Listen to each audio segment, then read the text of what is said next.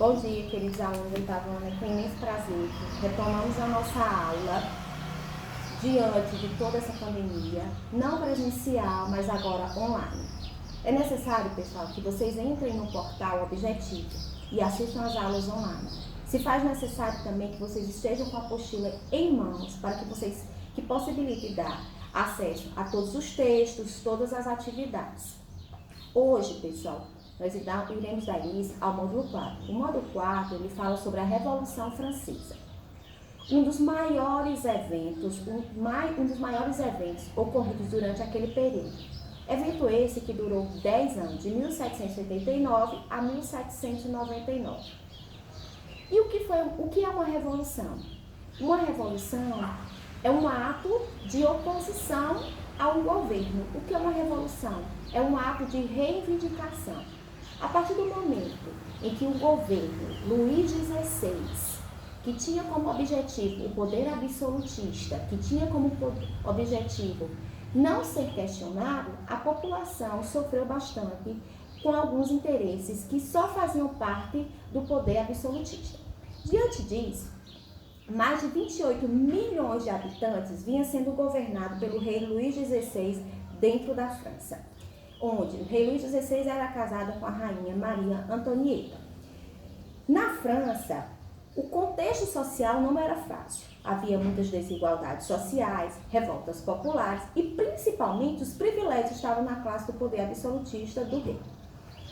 Naquela época, a França ela não seguia uma constituição, e sim um poder hierárquico, um poder onde estava nas mãos do rei. Diante disso, ao contrário da Inglaterra, que seguia uma constituição, que seguia leis, a França não havia leis próprias ou leis individuais ou leis fundamentais para que garantisse direitos e deveres para a população. O contexto que levou à grande revolta seria basicamente as desigualdades. Diante disso, na página 27 da nossa apostila, que fala justamente sobre essa divisão, essas desigualdades, nós vamos apresentar 3 classes sociais. Que classes sociais são essas? A do primeiro estado, a do segundo estado e a do terceiro estado. A do primeiro estado era formado pelo alto clero e o baixo clero. Professor, o que é clero? Clero, na verdade, é o poder da igreja. O alto clero era formado por bispos, por padres, por cardeais. Já o baixo clero era formado por uma igreja mais pobre, mas que estava diante do poder da igreja. Uma igreja que estava consolidada no poder.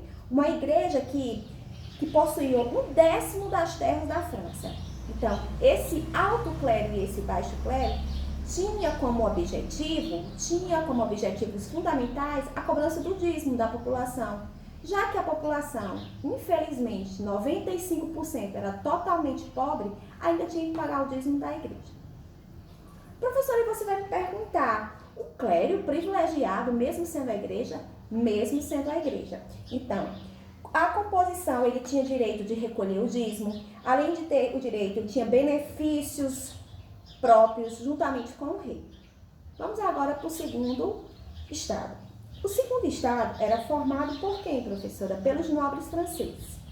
Nobres franceses que também faziam a cobrança de tributos e a cobrança de impostos, como você queira ver. O rei Luís XVI estava justamente diante dessa classe. Diante disso, como a gente vai ver, a nobreza, como ele era conhecido, a grande nobreza, a grande detentora de poderes, ele fazia com que a sociedade estivesse sempre a seu dispor, em trabalhos, em tributos, em feudos também, que naquele período na França ainda existia um pouco do período feudal ainda. Então, diante disso, as tradições atuais do clero sempre predominavam. Professora, um dos maiores gastos do clero seria justamente diante do Castelo de Versalhes. Castelo de Versalhes, onde morava o rei Luís XVI. O terceiro estado, esse sim, tinha 96% da população estava no terceiro estado. O terceiro estado estava formado por camponeses, por artesãos, por trabalhadores rurais. O terceiro estado, ele predominava dentro de uma sociedade que não tinha privilégios. Falando um pouco mais ainda sobre as classes sociais que predominavam dentro da Revolução Francesa, eu vou abrir aspectos importantes de 3 classes também, que foram muito avaliados durante o terceiro estado. A burguesia, grupo social em ascensão, que colocava representantes de seu interesse geral para a população. Vai ter uma parte da história da Revolução Francesa que vai existir as assembleias, e as assembleias se faz necessária a participação da burguesia dentro dessa assembleia. Quem são os camponeses? Constituía a maior parte da população francesa. Almejavam a extinção dos privilégios e acabar com as relações feudais. O que existia? Na verdade, o que são as relações feudais? São as dependências de servidão que existiam naquele período ainda. Quem são os culotes? Trabalhadores urbanos e manufaturados, são artesãos, são donos de pequenas oficinas e defendiam a igualdade social. Basta você ver que a diminuição, só um pouco da diminuição dos impostos, podiam garantir alguns privilégios já para o terceiro estado. Cabe você também fazer uma reflexão sobre essas desigualdades. Grande parte da renda do país estava nas mãos do clero e da nobreza. Diante disso, pessoal, o que a gente vê? Uma atmosfera de requinte e suntuosidade. O que é uma atmosfera de requinte e suntuosidade?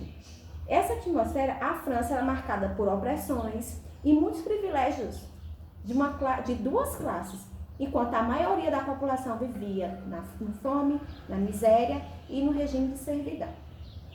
Agora, pessoal, a gente vai entrar num contexto muito importante, que são as principais crises políticas, econômicas e sociais, onde a população, principalmente o terceiro estado, exigia mudanças.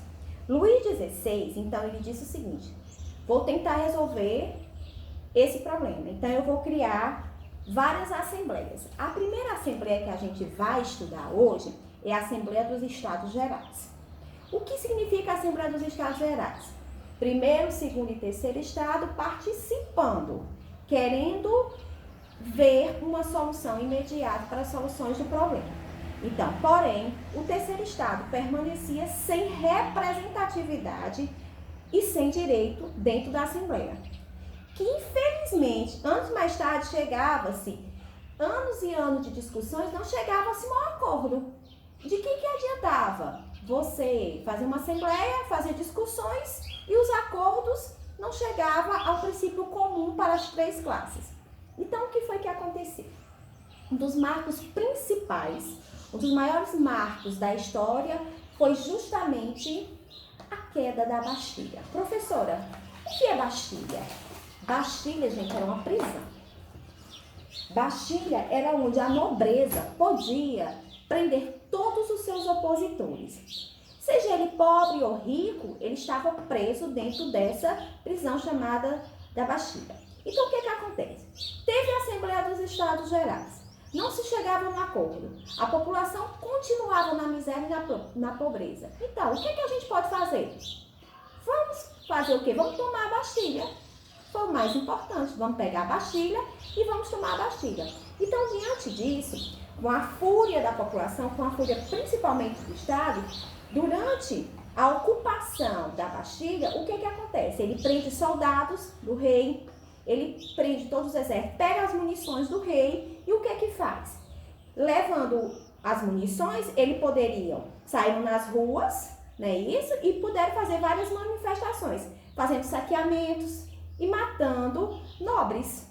Foi a solução que ele encontrou. Então, a queda da Bastilha mostrou que 96% da população podia lutar pelos seus direitos. A queda da Bastilha prova que a revolução, o rei, diante de uma revolução, diante de uma insatisfação popular, estava agora numa emboscada. O que é que eu posso fazer? Então, o rei se sentindo oprimido, sem saber o que fazer, ou então ele ia fugir, né? Era a única solução. Mas ele não fez isso. Ele disse, agora é chegada a hora de fazer uma nova assembleia. E que assembleia era essa? Era a Assembleia Constituinte. A França tinha que ter uma Constituição. A França necessitava ter direitos individuais. A França necessitava achar uma solução para que as classes desprivilegiadas pudessem ter direito agora. Então, o que é que a gente vai ver nesse momento? Nesse momento, a busca da Constituição foi muito importante. Foi criado dentro da França o direito do homem e do cidadão. O que é que essa Constituição levou? Essa Assembleia Constituinte levou e com a criação da nova Constituição? Primeira coisa, aboliu os feudos. Acabou esse negócio de servidão. A população necessitava de salário, a população precisava ser remunerada. Aí o que acontece? Além de abolir os feudos, houve 17 artigos. Nesses 17 artigos, inspirados justamente na luta do iluminismo, que foi matéria passada, que a gente já viu. O que é iluminismo? Iluminismo é iluminar, é a busca da liberdade, da igualdade e da fraternidade da população. O iluminismo queria justamente o quê? Acabar com o antigo regime. Esse documento ele foi importante porque ele viabilizou, tornou-se um marco do fim do regime absolutista dentro da França. Vale também salientar que durante esse período também, a gente pode dizer assim, professora, faça aí um pequeno e um breve resumo do que foi a Revolução Francesa. Quais são os grupos sociais que faziam parte? Você precisa recapitular. Rei, nobreza, clero, burguesia. Rei, nobreza, clero, burguesia. Qual é o papel do parlamento dentro da França? O parlamento, ele tinha que fazer com que apenas a revolução, os estados gerais eram conclamados apenas como o rei precisava, incontrolados pela nobreza e pelo clero, pois o voto era por estado. A burguesia tinha apenas um voto. Não adiantava ter 96% da população do terceiro estado. Eles podem ter 96%, mas só uma pessoa votava. Então, de que estava adiantando? O terceiro estado participar de assembleias. Os interesses da burguesia desejava uma constituição que limitasse o poder do rei e da nobreza, assegurando vantagem para todas as classes. Quais eram os interesses da população dentro da França? Primeiramente, desejava os fins dos privilégios dos nobres, do clero, uma vida mais justa. Pessoal, não deixem de assistir, não deixem de assistir as aulas online do Portal Objetivo. É muito importante. Então, assim, essa caracterização da Revolução Francesa, o que lembra para vocês? Os dias atuais. A população continua lutando, a população continua buscando direitos, continua buscando direitos econômicos, políticos e sociais. Então, pessoal, a Revolução Francesa é linda, é uma história linda, é um marco da história. Prova que, diante de tantas desigualdades, a gente precisa buscar igualdade, precisa buscar uma vida mais justa para toda a sociedade. Um grande beijo e até a próxima aula. É hora de comentário na metrópole. Comentário na metrópole. Hoje comemora-se mais um aniversário da Revolução Francesa de 14 de julho de 1789. Afinal, a Revolução Francesa abre para os historiadores a era contemporânea. Nós somos ainda mais de 200 anos depois herdeiros da Revolução Francesa. Uma série de conceitos que surgiram naquele período, como por exemplo de cidadão. Afinal, o tratamento de cidadão é produto da Revolução Francesa, a luta pelos direitos fundamentais do homem, pelas liberdades, pela democracia. Tudo isso é vinculado à Revolução Francesa, além, claro, de toda uma visão da uma auréola muito favorável à ideia da Revolução. A partir dali, de 1789, da França, a Revolução acaba se espalhando pela Europa, como é sabido, acaba atingindo até as Américas, tem uma relação, nós sabemos, indireta com o Brasil, a transmigração da família real, que vocês já estão cansados de ouvir, mas que nós falamos tanto em 200 anos, em 1808, com a vinda da família real ao Brasil, depois da invasão das tropas francesas de Portugal. Mas antes disso, especialmente no caso da Bahia, a relação entre a Revolução Francesa e a conjuração dos alfaiates em 1798, que tem um movimento extremamente importante na história brasileira e que é relegado a plano secundário. É uma notinha no livro didático, ninguém quase conhece, muitas vezes, por incrível que pareça, até na Bahia, a repressão violenta da coroa portuguesa. Isso deve-se em grande parte, provavelmente, aos estratos sociais que participaram da chamada conjuração dos alfaiates, como chamou Afonso Rui no antigo livro A Primeira Revolução Social Brasileira. A participação de negros e mulatos, um ideário radical da Revolução Francesa, nunca conseguiu ser assimilado pelas elites brasileiras brasileiras. Todos nós sabemos que a Inconfidência Mineira de 1789 acabou se transformando, especialmente após a proclamação da República, na grande referência anticolonial ocorrida no Brasil antes de 1822. E nós sabemos que a Inconfidência Mineira foi um movimento feito pela elite, pelo andar de cima, em que não teve nenhuma visão de mundo mais democrática, social, muito pelo contrário, a questão central era o não pagamento de impostos, não colocava o dedo na ferida central do Brasil à época, no final do século XVIII, que era a questão da escravidão. E a participação de brancos enriquecidos, excetuando um ou outro, como era o caso do Tiradentes. Acabou se transformando na grande referência colonial, de luta anticolonial, especialmente, como já disse anteriormente, após a proclamação da República. É a Conjuração dos Alfaiates, que tem um viés muito mais social e que, na minha leitura da história do Brasil, é muito mais importante e acabou relegada a um plano secundário. Então, a Revolução Francesa ela sempre teve relação direta ou indireta com o Brasil, tanto nos acontecimentos de 1798, em Salvador, como com a vinda da família real, e depois, durante todo o decorrer do século XIX brasileiro. Nós somos marcados pelos acontecimentos de 14 de julho. Após a República, muitos estados promulgaram suas constituições justamente no dia 14 de julho de 1891, em homenagem à Revolução Francesa. Silva Jardim, grande propagandista republicano, quando começa o ano de 1889, ele diz assim: esse é o ano para nós proclamarmos a República no Brasil. E por quê? Porque era o centenário da Revolução Francesa. E acabou ocorrendo isso em novembro do mesmo ano. A figura da Mariana, o símbolo da Revolução Francesa, nós vamos incorporar como símbolo da República Brasileira. E até hoje temos a representação em algumas moedas que circulam, são da figura da República. O tratamento de cidadão é adotado logo após a proclamação da República aqui no Brasil. A Marselhesa era tocado antes do hino nacional e cantado, porque afinal o hino nacional não tinha letra, a letra é só do século XX. A Marselhesa, eu me recordo, quando eu estava estudando Canudos, minha tese de doutorado foi sobre Canudos, quando cai o arraial liderado por Antônio Conselheiro, no dia 5 de outubro, às 16 horas, as terças vão hastear a bandeira brasileira e em seguida tocam a Marselhesa. No dia 14 de julho de 1897, o general Arthur Oscar, comandante da 4ª Expedição, na sua ordem do dia, relaciona a guerra contra Canudos com a luta contra o feudalismo e fala da Revolução Francesa. Evidentemente não há uma relação entre uma coisa e outra, isso é uma grande bobagem, porém o general Arthur Oscar considerava feudalismo a Canudos, isso nas nossas inversões ideológicas muito comuns na história brasileira. Portanto, a Revolução Francesa ela sempre teve uma forte relação com os vários continentes, com os vários países do mundo, e no nosso caso, no caso brasileiro, ela sempre esteve presente como a nossa grande referência. Tal. Sempre falamos da França como espaço da pátria, da luta da pátria pela liberdade, pela democracia, tal. E muitas vezes esquecemos que a França é produto de inúmeras contradições. É bom lembrar que o pensamento antissemita, ele se divulga fortemente na segunda metade do século XIX, justamente na França. Portanto, ele tem o lado democrático, mas há um lado extremamente conservador. Basta passar pelo século XX, as perseguições aos judeus, o colaboracionismo na Segunda Guerra Mundial e etc. Porém, a questão da Revolução Francesa é algo que está sempre muito marcado aqui na nossa história, porque ela acaba no interior desse processo, ainda no final do século XVIII, começando o nascimento das ideias socialistas, que estão ali presentes na conspiração dos iguais, reprimida depois pelo Estado revolucionário francês. Então nós podemos dizer que o pensamento socialista, de uma forma ainda muito primária, ele está presente ali no final da Revolução Francesa e depois nascerá efetivamente nas revoluções de 1848, que outra vez tem como palco privilegiado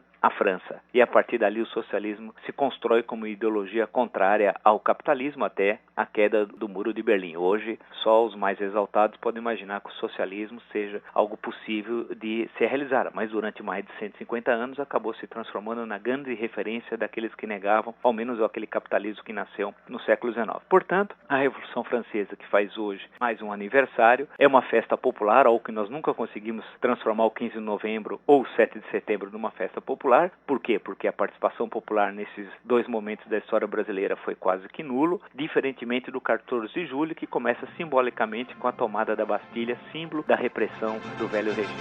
À nos enfants de la patrie, le jour de gloire est arrivé.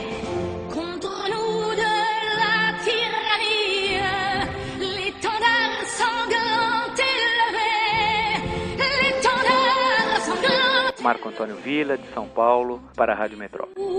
Dans les campagnes